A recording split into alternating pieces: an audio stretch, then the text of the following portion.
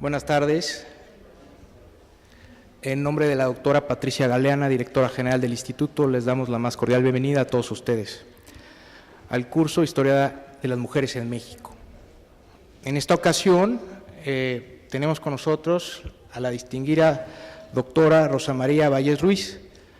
La doctora Valles Ruiz es doctora en Ciencia Política y Sociales por la Universidad Nacional Autónoma de México. Su tesis doctoral, titulada La columna política en México, una propuesta de análisis ante las elecciones presidenciales del 2 de julio del 2000, fue premiada por el Instituto Electoral del Distrito Federal.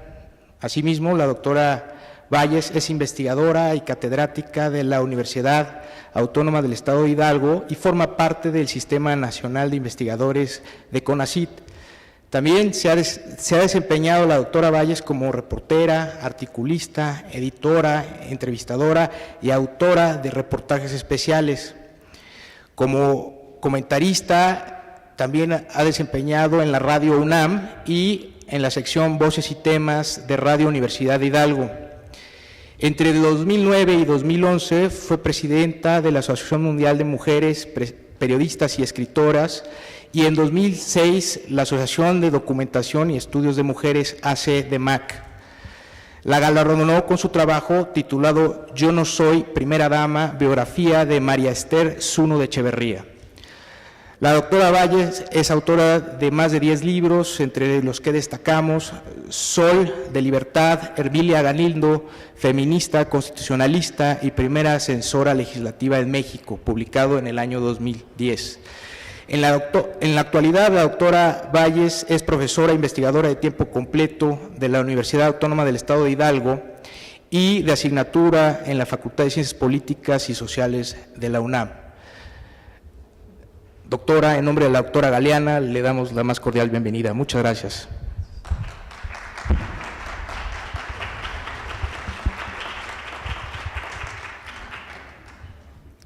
Muchas gracias por la invitación al Instituto Nacional de Estudios Históricos de las Revoluciones de México, concretamente a la doctora Patricia Galeana, directora del Instituto.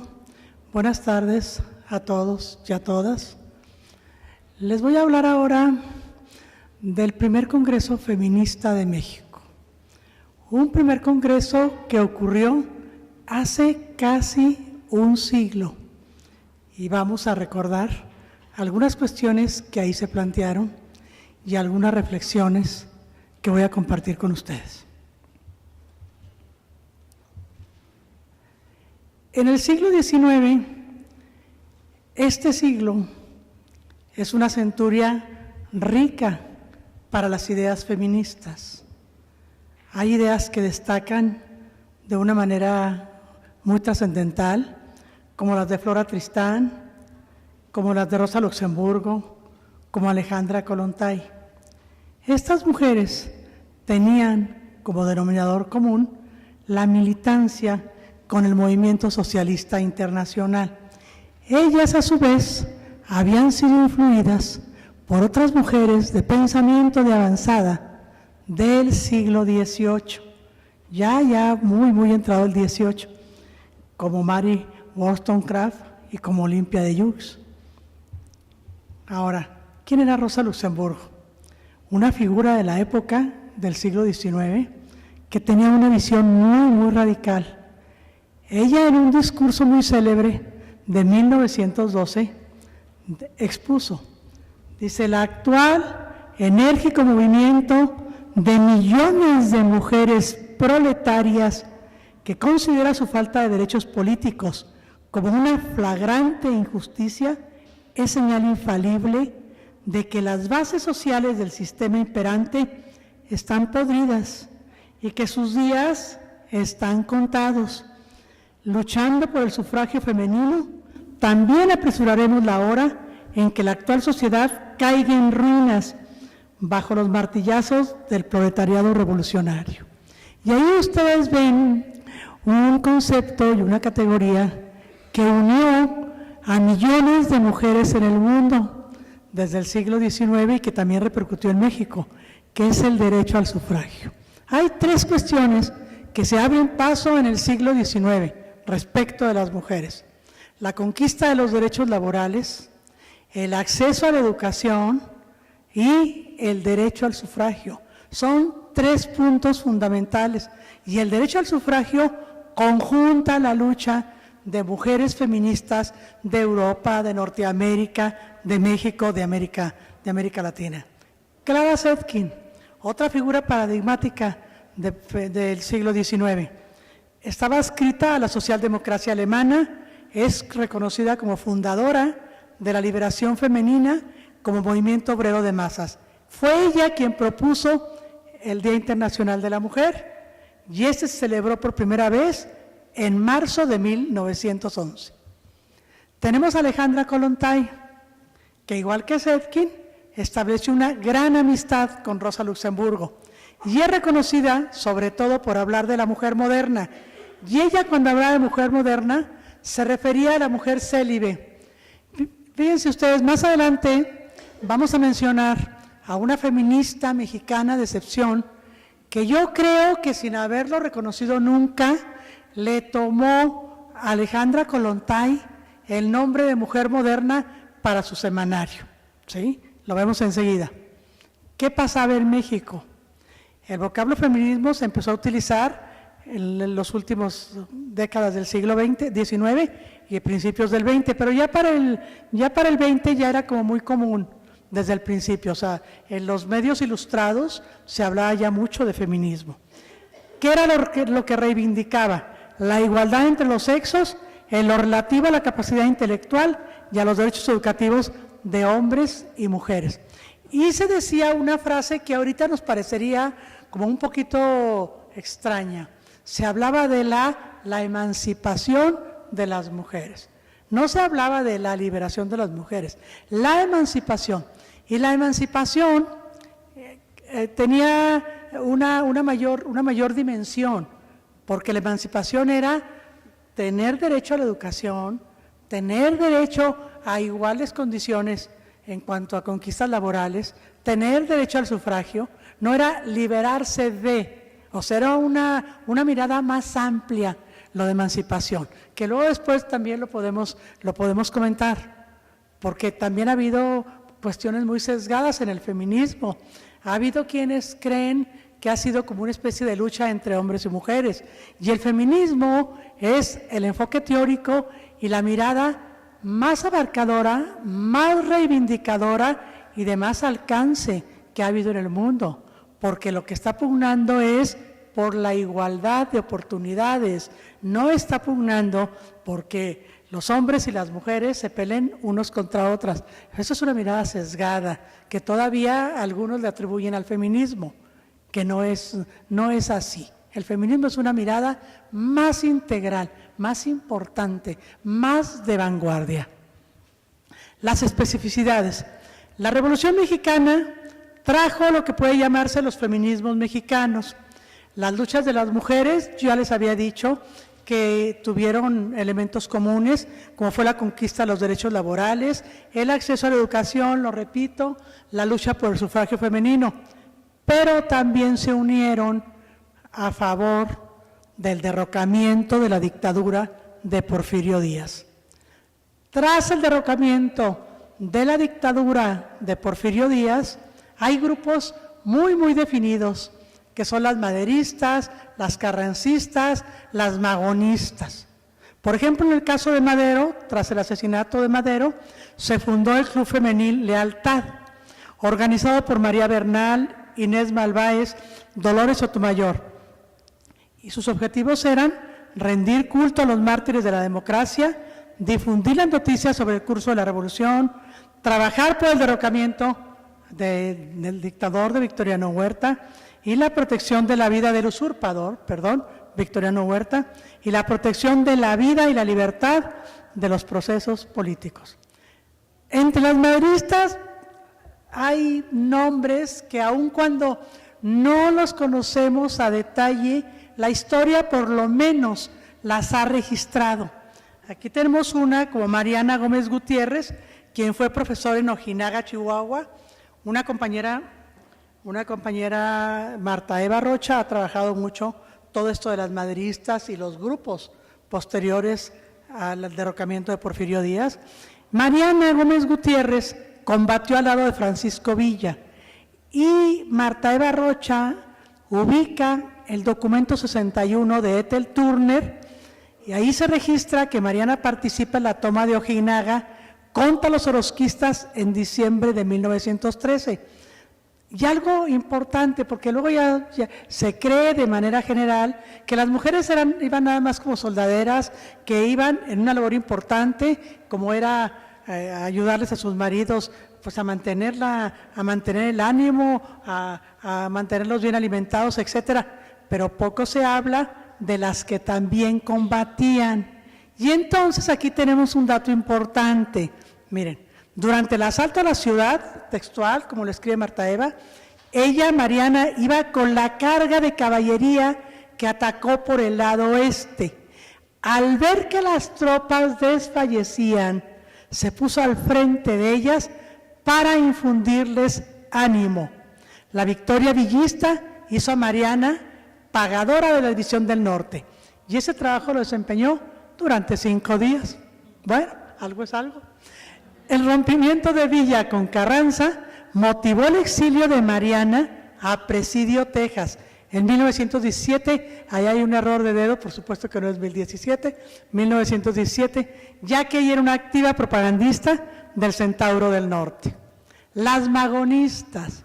Este es un grupo también, está más estudiado el de las maderistas, y el de las magonistas menos, y el de las carrancistas un poco. Pero damos por lo menos un repaso a los 3 grupos principales. Entre las seguidoras de Flores Magón se destacan Juana Belén Gutiérrez de Mendoza.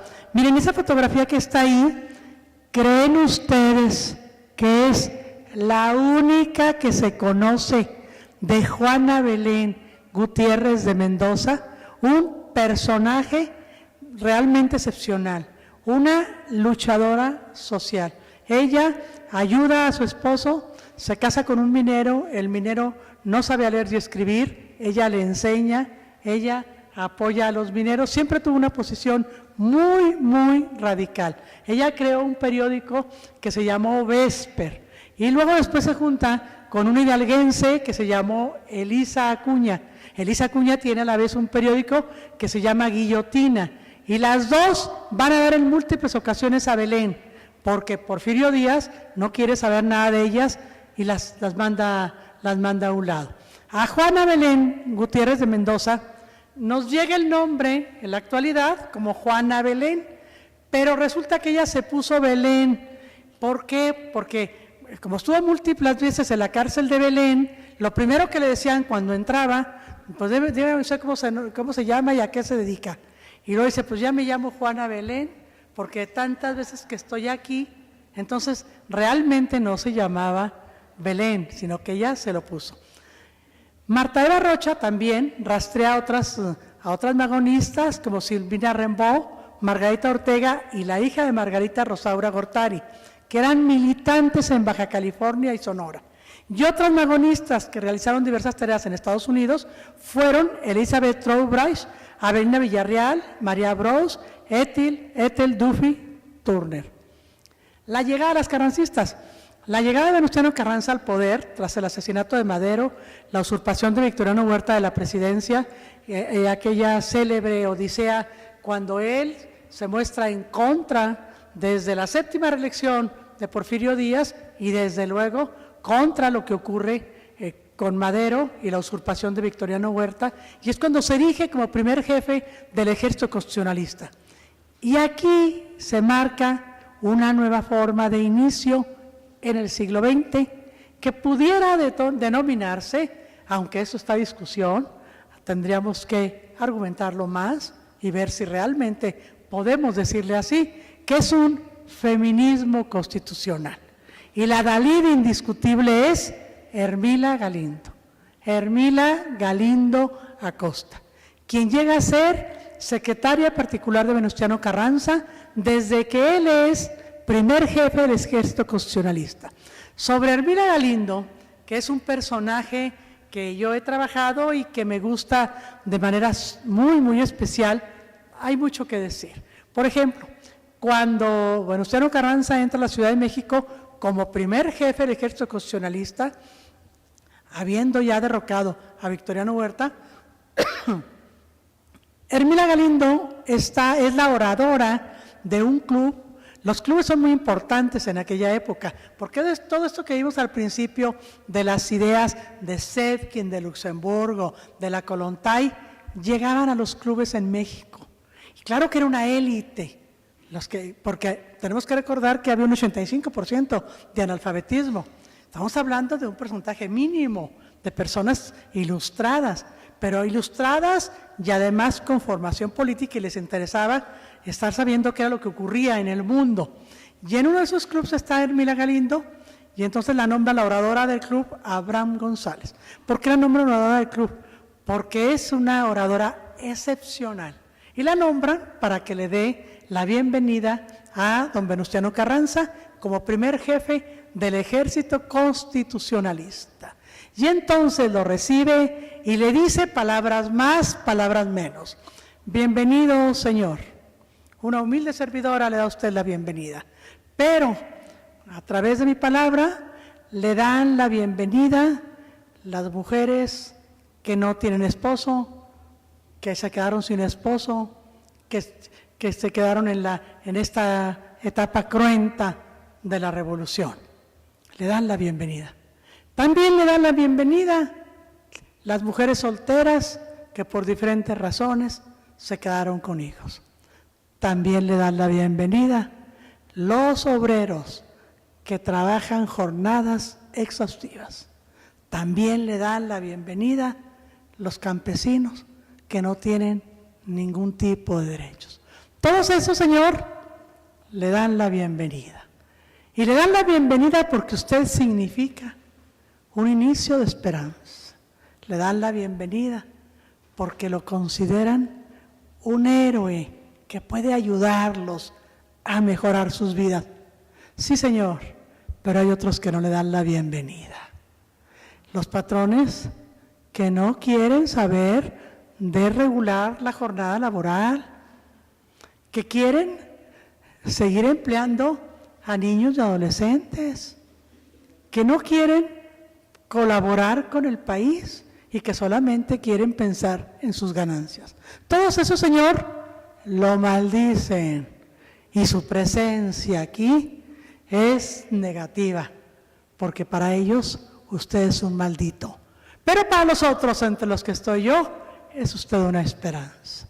Es un discurso muy emotivo, muy especial, y que si nosotros lo ubicamos hace más de 100 años, entonces imagínense cómo dejó a don Venustiano Carranza.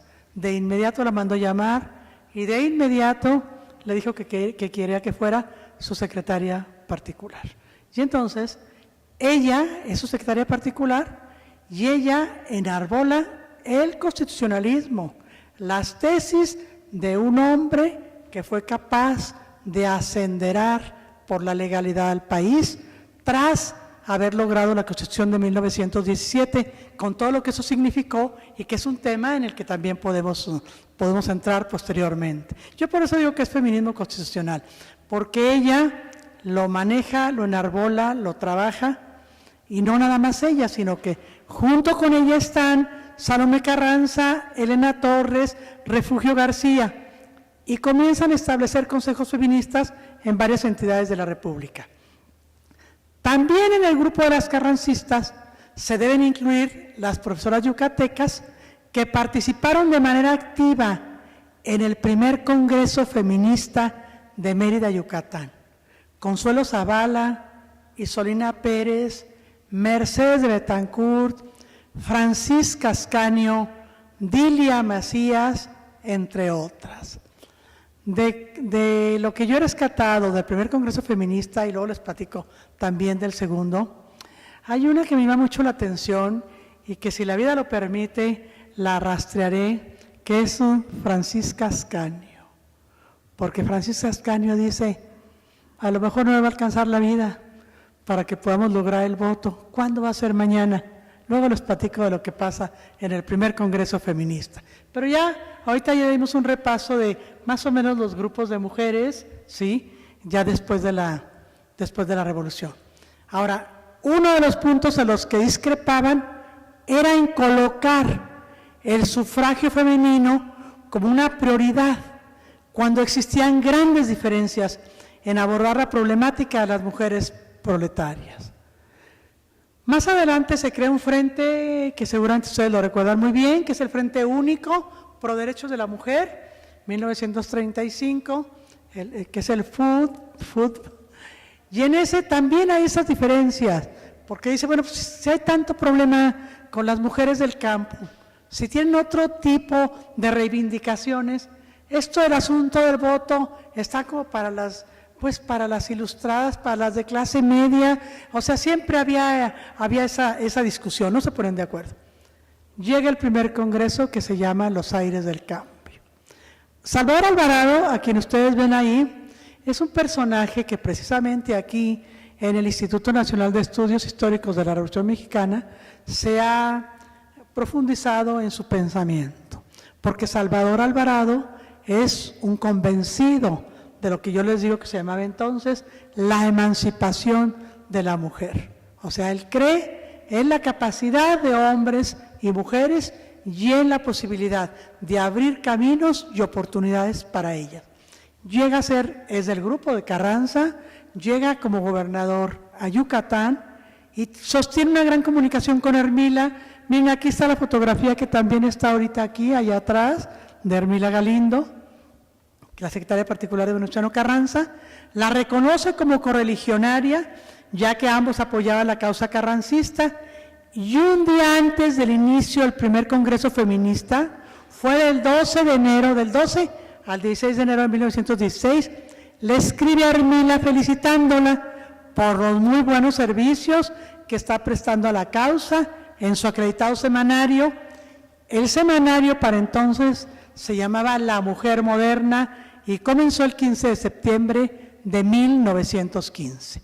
El primer Congreso Feminista lo considera Salvador Alvarado como un nuevo triunfo de la Revolución y le escribe una carta un día antes de que termine al jefe del Ejército Constitucionalista, porque todavía no es presidente, ¿eh? Recordemos que es presidente hasta 1917, todavía es jefe del Ejército Constitucionalista, pero es el jefe máximo, diríamos. Bueno, y entonces le dice que se discutió de una manera vehemente los medios más adecuados para la desfanatización.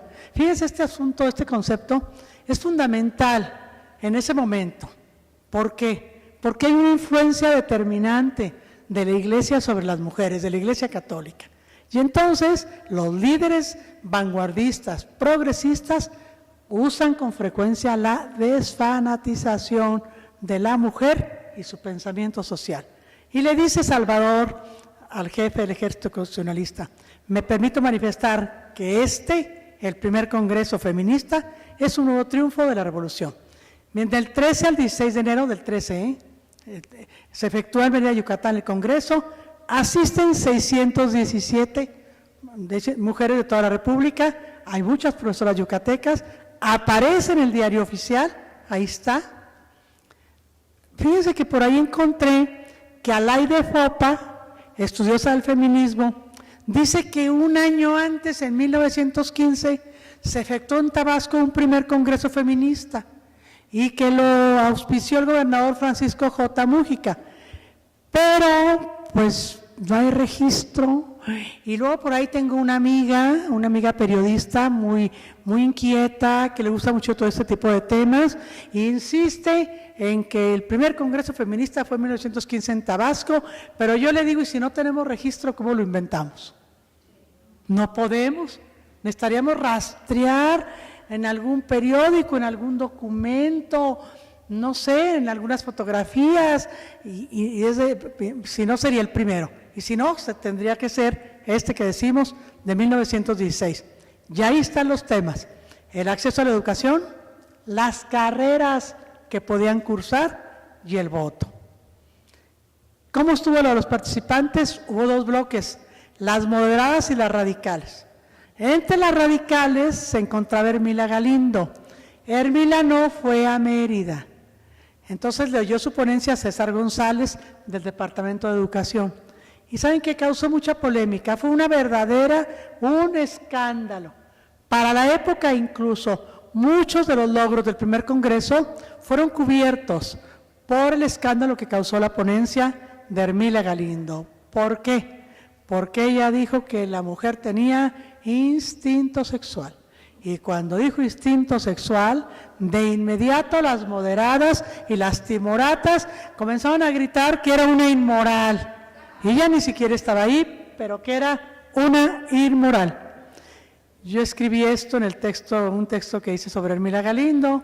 La audiencia escuchaba el texto escrito por Hermila con sentimientos encontrados. Un pudor malentendido y añejas preocupaciones explicaba en la ponencia, privan a la mujer de conocimientos que le son no solo útiles, sino indispensables. Pedía orientar a la mujer en cuidados higiénicos desconocidos en la mayoría de las familias y aún ignorados intencionalmente, con el absurdo pretexto de no abrir los ojos a las niñas. Las madres que tal hacen, afirmaba, contribuyen a la degeneración de la raza, porque esa mujer linfática, nerviosa y tímida, no puede dar hijos vigorosos a la patria. Hermila también se refería a Buda, y miren lo que decía Buda: el instinto sexual es más agudo que el aguijón con el que se doma a los elefantes salvajes.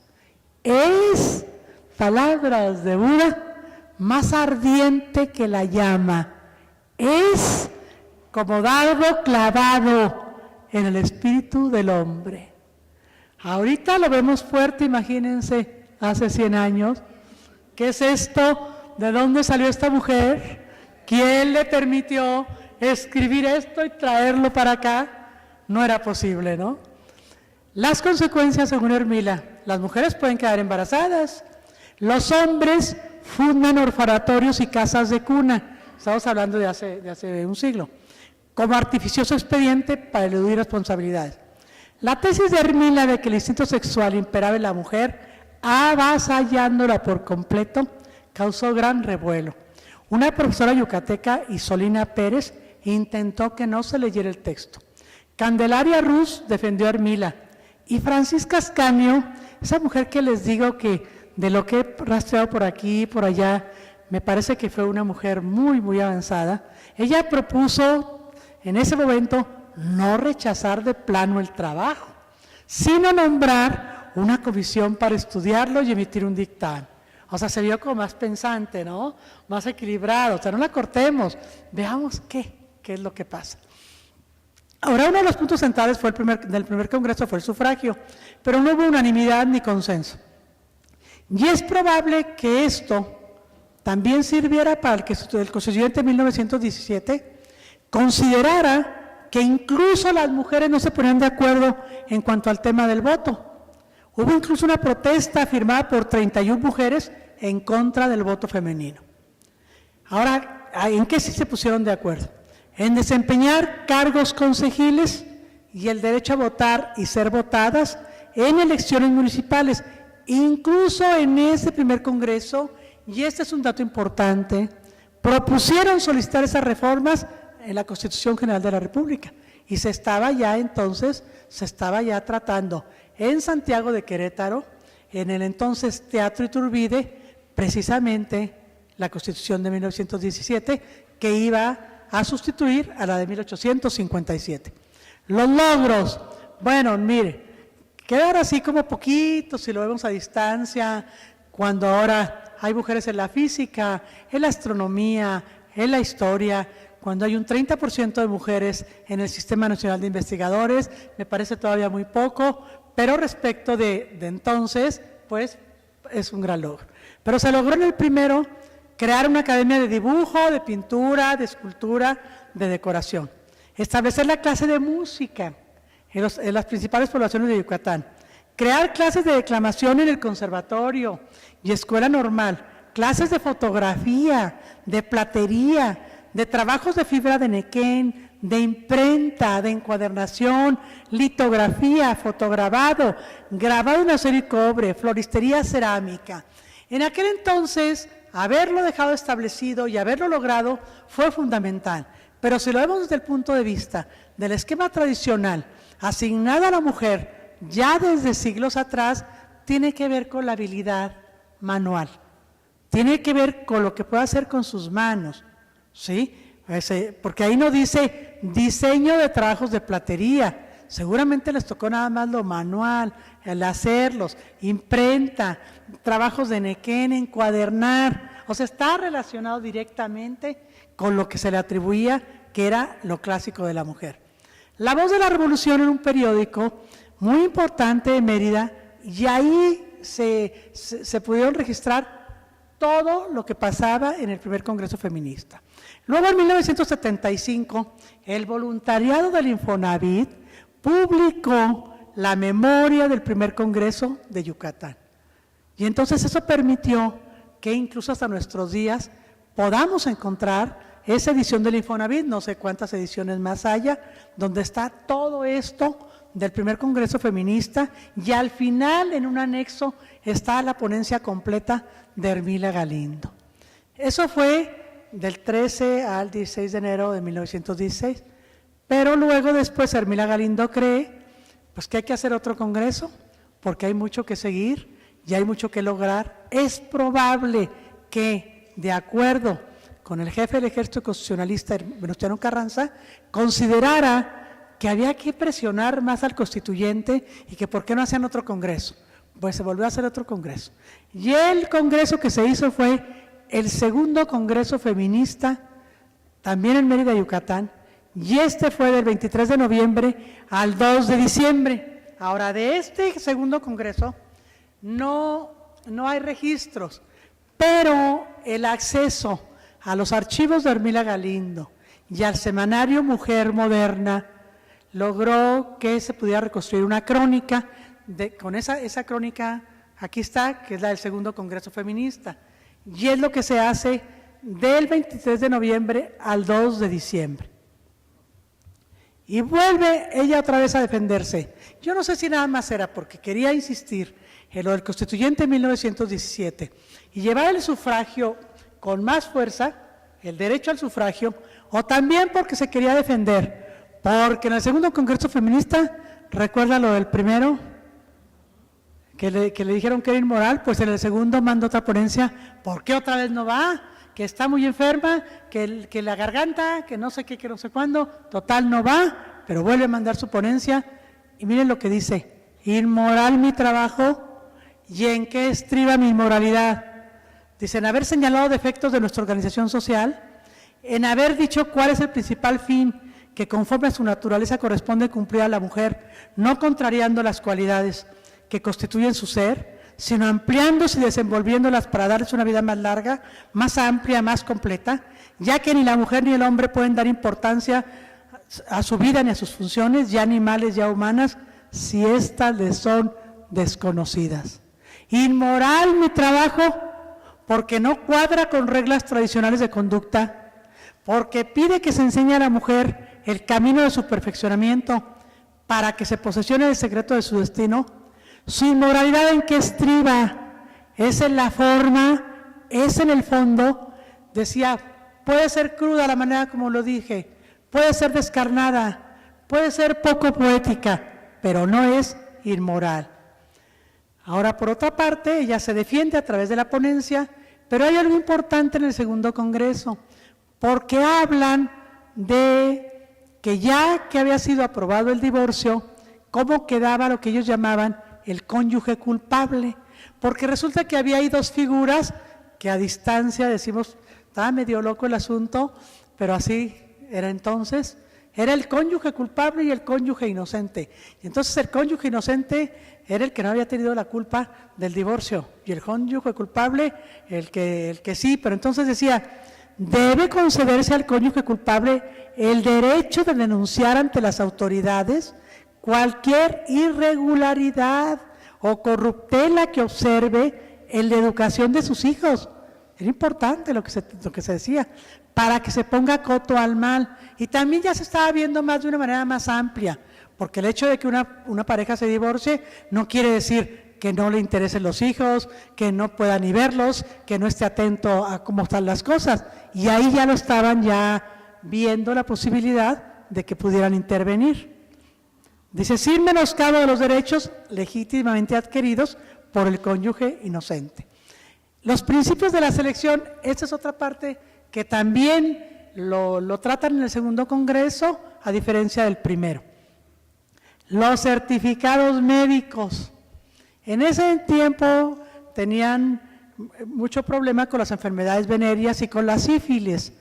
Y entonces decían, no se presentaban certificados médicos, como es ahora común cuando una pareja va a contraer matrimonio. Y entonces en el segundo congreso, imagínense, hace casi un siglo, dice que concluyeron que todo hombre al querer contraer matrimonio deben presentar un certificado médico que lo acredite, que se encuentra sin ninguna enfermedad. Y los médicos y los padres deben ser rigurosos. Y la mujer que desgraciadamente, a pesar de estos requisitos, se encontrase con un ser enfermo, debe tener el valor civil de separarse de su esposo, no por ella, sino por su descendencia. Y el que infringe estas leyes debe ser castigado rigurosamente. Ahora, respecto del voto, hay una discusión ahí sabrosa. Ahí les digo, estuvo Francisca Ascanio, Mercedes Betancourt, Dilia Macías y aquí Francisca Ávila. Dice, ¿por qué no se le da a la mujer el derecho? Porque unos decían, es que hay que esperar, es que le falta tiempo. No, ¿acaso el hombre tuvo necesidad de siglos para aprender a votar? Se debe comenzar a caminar si se quiere llegar a la meta deseada. El obrero que ha tenido una convicción tan humilde como la de la mujer, ya está luchando en sus congresos, discute su suerte, su destino, y la mujer también puede resolver su porvenir político. Pero hay muchas discusiones y aceptan que sí aceptan que puede votar, dice ejercer el voto activo, pero no ser votada, o sea, el voto pasivo. 90 delegadas al Congreso votan por el derecho a elegir y 60, la minoría, que las mujeres no deben aspirar aún, y dejan ahí el aún, al derecho a ser votadas. Muchísimas se abstienen, no le entran a la discusión, pero quienes discuten es una discusión muy interesante, porque los hace ver los prejuicios de la época. Hay quienes dicen, no, es que los hijos, es que no hay mayor felicidad, hay que poderlos cuidar mucho, ¿para qué participar? ¿Qué caso tiene? Total, el voto se queda en el aire. Y entre las conclusiones del Congreso, las más avanzadas estaban al frente, se calificó como uno de los errores más graves, no abordar con resolución dos problemas trascendentales: la enseñanza racionalista y el voto femenino. ¿A qué se referían con la enseñanza racionalista? Se referían a ese aspecto que yo les mencionaba hace unos minutos, ¿sí? Estaban abriendo el espacio para ampliar las tareas manuales, pero no estaban abriendo el espacio para las tareas intelectuales. Y otro aspecto, el voto femenino. So pretexto de falta de experiencia del profesorado, para implantar inmediatamente la primera, que le llamaban enseñanza racionalista, relacionada con la razón, y de falta de dotes en la mujer actual, para asumir las responsabilidades que implicaba el segundo. ¿Qué pasa con Hermila? Pues como tenía su semanario, vuelve otra vez al derecho al voto y escribe un artículo que se llama ¿Para qué quieren el voto las mujeres? Dice que las mujeres, como buenas amas de casa, están deseosas de que el país esté limpio como el hogar. Necesitan el derecho al voto por las mismas razones que los hombres.